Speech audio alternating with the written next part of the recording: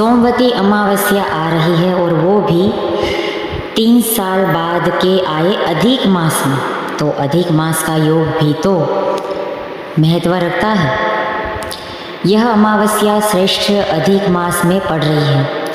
अधिक मास हर 3 साल में एक बार आता है, तो इस महीने में किए गए दान और पूजा का फल सामान्य दिनों के मुकाबले अनंत गुना ज़्यादा मिलता है। तो इसी तरीके से इस पे पड़ रही है सोमवती अमावस्या भी कई गुना फलदायी और मंगलकारी है। ओम नमो भगवते वासुदेवाय। जय जय श्री राधे। तो हम बात कर रहे हैं सोमवती अमावस्या जो जून महीने में पड़ रही है। और ये जो अमावस्या का दिन है वो मामूली दिन नहीं है। इस दिन अलग अलग तरीके के योगानुयोग, संयोग, महासंयोग सब कुछ बन रहा है। तो पहले तो हमने बात कर ली अधिक मास वाली। दूसरा इसमें है त्रिगुणी संयोग, मतलब कि मिथुन संक्रांति। इसी दिन सूर्यदेव भी राशि परिवर्तन करके मिथुन राशि में प्रवेश कर रहे हैं, जिसे मिथुन संक्रांति कहा जाता है। खासकर इस दिन पवित्र नदियों में स्नान करने और असहायों को दान करने का विशेष महत्व है। इसके अलावा और भी शुभ योगों का महासंयोग है। 15 जून सोमवती अमावस्या के दिन एक साथ सर्वार्थ सिद्धि योग और अमृत सिद्धि योग भी बन रहे हैं। और इन योगों में की गई पूजा, व्रत, उपाय सीधे तौर पर सिद्ध होते हैं और मनोकामनाएं भी बहुत जल्द पूरी होती हैं।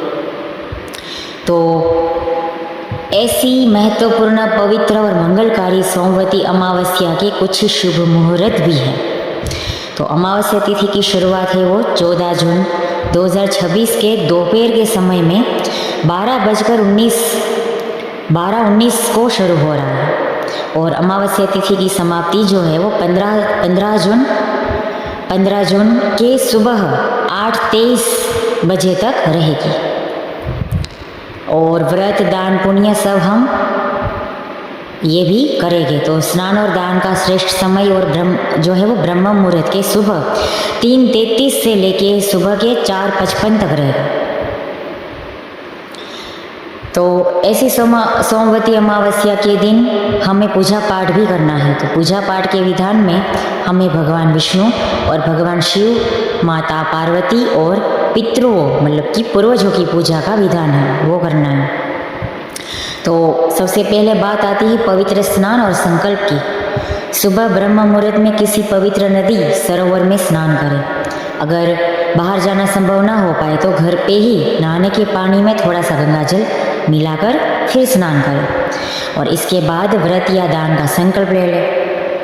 दूसरा, पूजा विधि में एक पॉइंट है कि सूर्यदेव को अर्घ्य दे और तर्पण करें।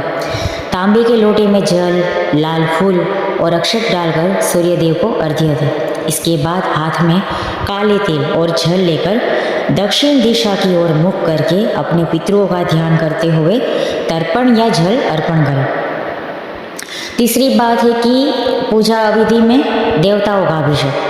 घर के मंदिर में या शिवालय जाकर भगवान शिव का दूध और गंगा जल से अभिषेक करें। माता पार्वती को सुहाग की सामग्री चढ़ाएं। साथ ही इस दिन भगवान विष्णु की पूजा और ओम नमो भगवते वासुदेवाय मंत्र का जाप करना भी शुभ है। चौथा है कि पीपल के वृक्ष का पूजन और परिक्रमा करें। सोमवती अमावस्या पर पीपल के पेड़ की पूजा का सबसे ज़्यादा महत्व है। पीपल की जड़ में कच्चा दूध और जल चढ़ाएं। वहाँ घी का एक दीपक भी जलाएं। इसके बाद सुहागिन महिलाएं अपने पति की लंबी आयु के लिए पीपल के पेड़ की 108 बार परिक्रमा करें। परिक्रमा के दौरान पेड़ पर सूत का धागा लपेटा जाता है। पांचवा है अन्न और वस्त्र का दान। पूजा समाप्त होने के बाद किसी गरीब, जरूरतमंद व्यक्ति या ब्राह्मण को अनाज जैसे कि गेहूँ, चावल और तिल, उसके अलावा वस्त्र या सामर्थ्य के अनुसार दक्षिणा दान करें। तो ये सारी बातें हो गई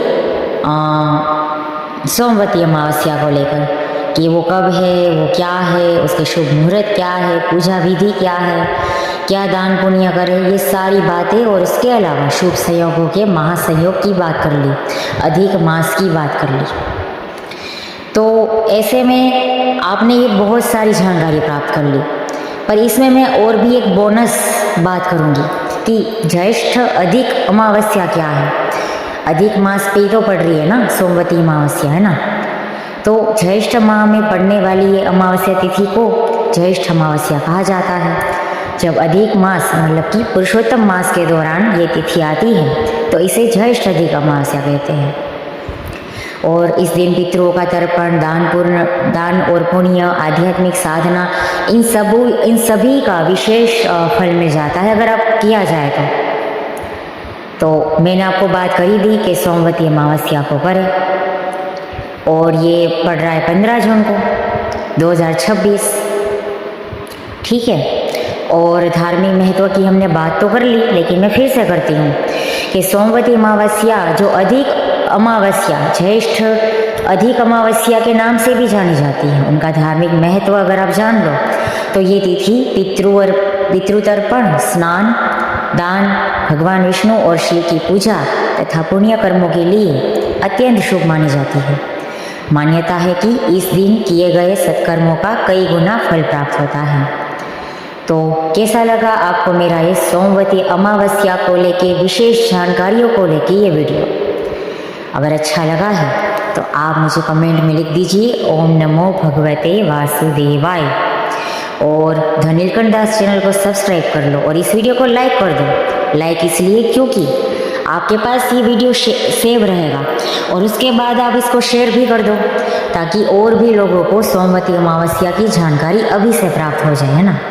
तो वो भी ये सारे उपाय और पूजा पाठ कर पाएंगे ना, उसकी सारी तैयारी कर लेंगे ना अभी से ही, तो वो उस दिन बिना चूके कर पाए और आप भी कर पाए। तो आपने इनमें से एक भी पूजा विधि सोमवती अमावस्या के दिन करनी है कि नहीं, या करोगे कि नहीं, या कर ली, वो भी आप कमेंट में ज़रूर बताना। तो हम मिलेंगे नेक्स्ट वीडियो में, तब तक के लिए जय जय श्री राधे।